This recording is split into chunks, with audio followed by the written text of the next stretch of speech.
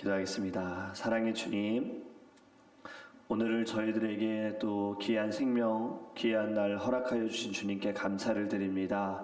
하나님, 오늘 하나님 허락하신 예배가 마음과 정성을 다하여 주님께 나아갈 때 우리 안에 성령의 뜨거움과 또 간절한 마음이 우리 안에 넘치게 하여 주시옵소서.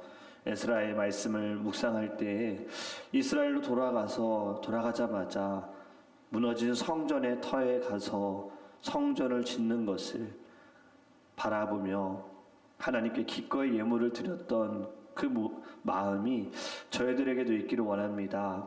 예배하는 하나님의 거룩한 곳에 또 예배의 장소 또 주님께 예배하기 위한 마음이 우리 안에 넘치게 하여 주셔서 이 간절함을 통하여 하나님의 은혜와 하나님의 뜻이 우리의 모든 삶 가운데 거룩함으로 드러나게 하여 주시옵소서. 말씀을 통해 깨닫는 지혜를 주시고 돌아갈 수 있는 또 은혜를 우리 안에 부어 주시옵소서. 감사하며 예수님의 이름으로 기도합니다. 아멘. 오늘 우리 하나님의 말씀 함께 보겠습니다. 마가복음 12장 1절에서 11절입니다. 마가복음 12장 1절에서 11절 말씀입니다. 우리 함께 읽겠습니다.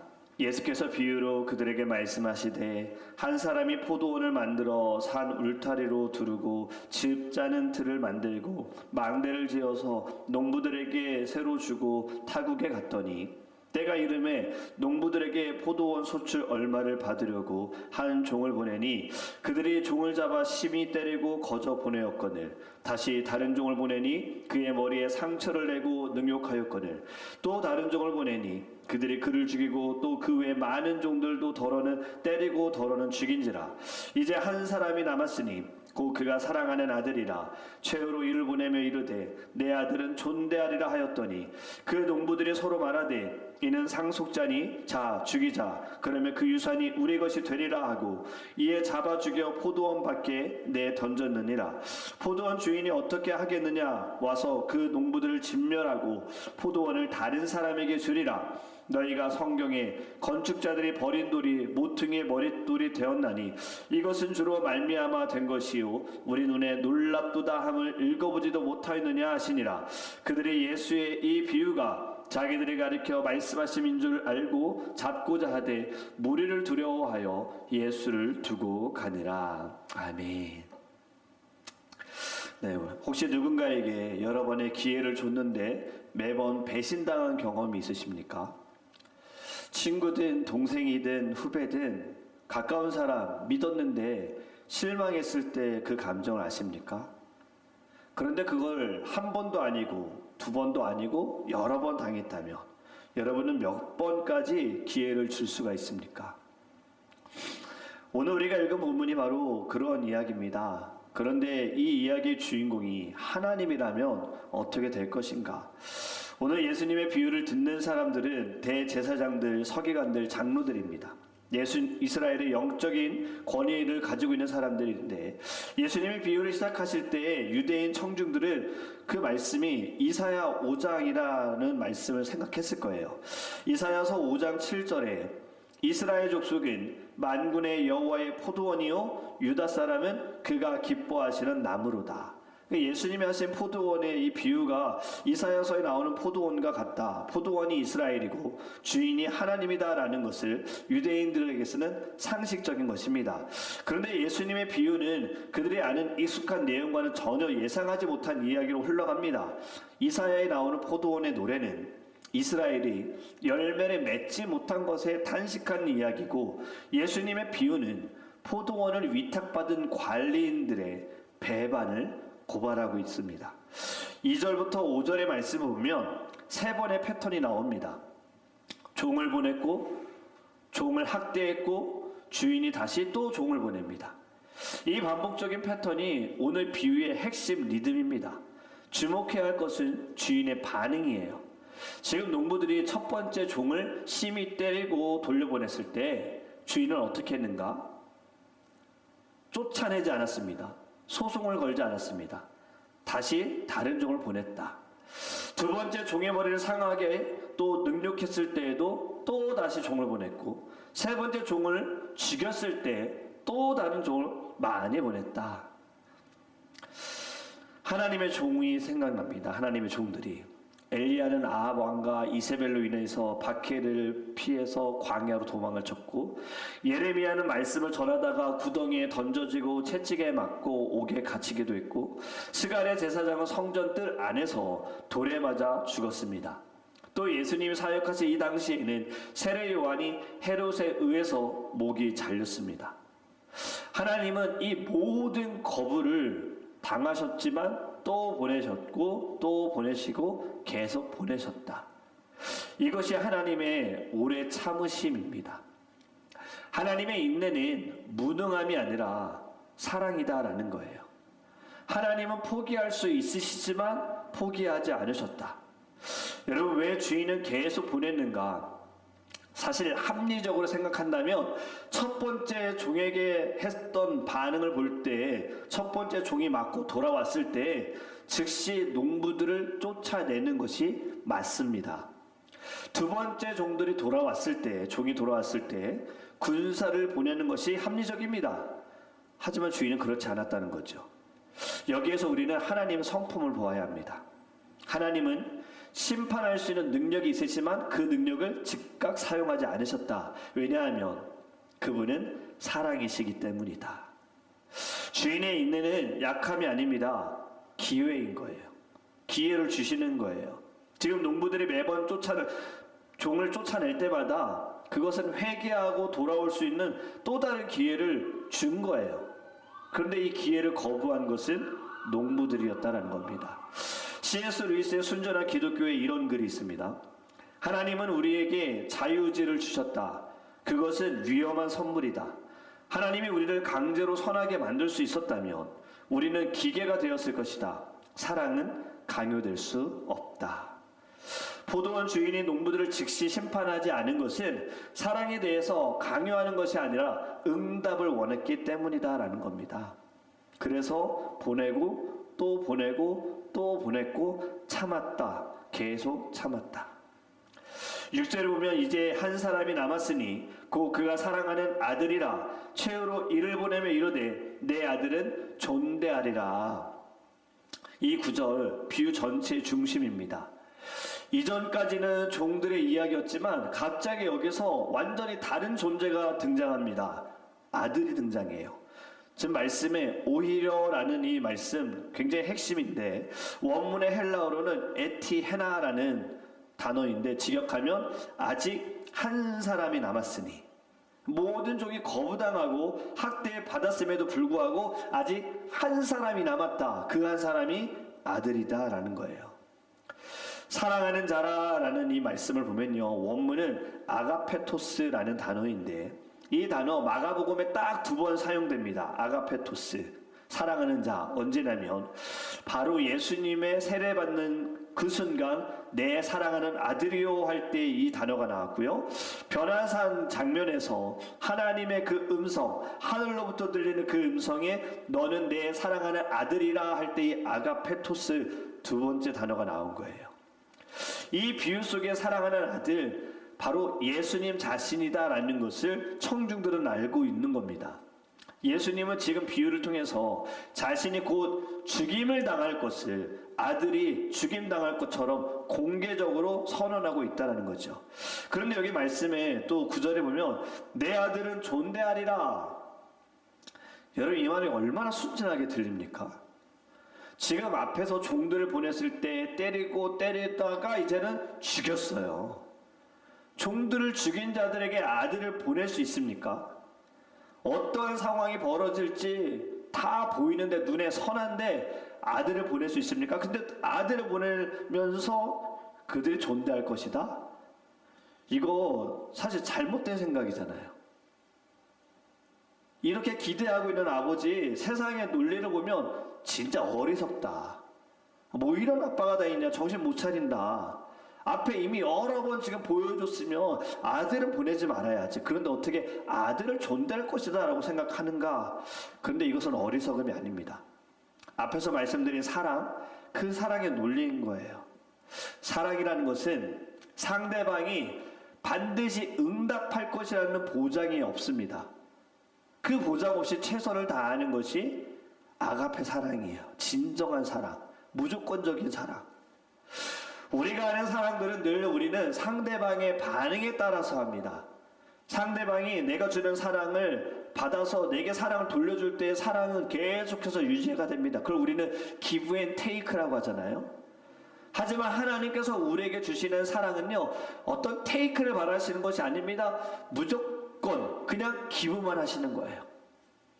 존대하리라 이 마음도 사랑에서 비롯되는 겁니다. 7절과 8절에 그 농부들이 서로 말하되 이는 상속자니 자 죽이자. 그러면 그 유산이 우리 것이 되리라 하고 이에 잡아 죽여 포도원 밖에 내 던졌느니라. 아들이 갔을 때 상속자다라고 말한 것은요, 그들은 아들을 알아봤습니다. 지금 몰라서 죽인 거 아닙니다. 알면서 죽였습니다.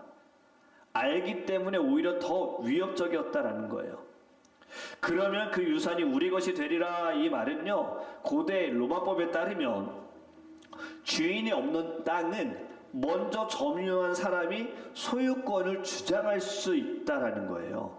그 경우를 따지고 있는데 농부들이 지금 아들이 죽으면 이 포도원은 우리 거야, 우리가 차지할 수 있다라는 계산을 한 거예요. 그런데 여기에는요 아주 치명적인 오류가 있습니다. 아들이 죽어도 실질적인 주인은 아직 살아있어요. 아버지. 그런데 이들은 아버지는 완전히 무시했다는 거죠.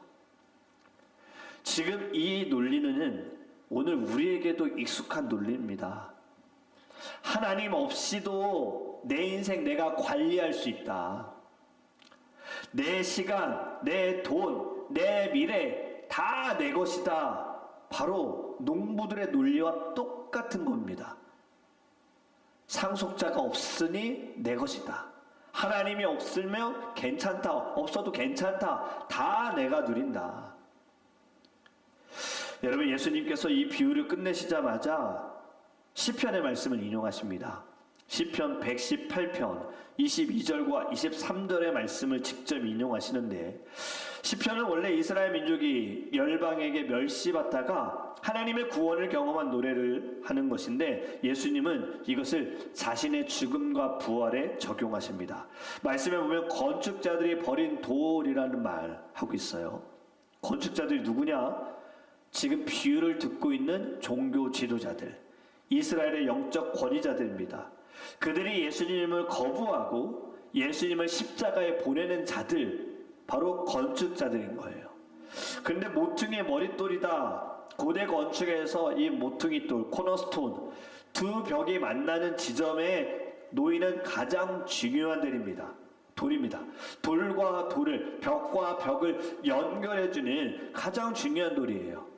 건물 전체의 방향과 구조를 결정하는 것이 바로 모퉁이의 머릿돌입니다. 근데 말씀처럼 버려진 돌, 이 돌이 가장 중요한 돌이 된다는 완전한 역전을 이야기하고 있어요. 에베소서 2장 20절의 말씀을 보면 너희는 사도들과 선지자들의 터 위에 세우심을 입은 자라.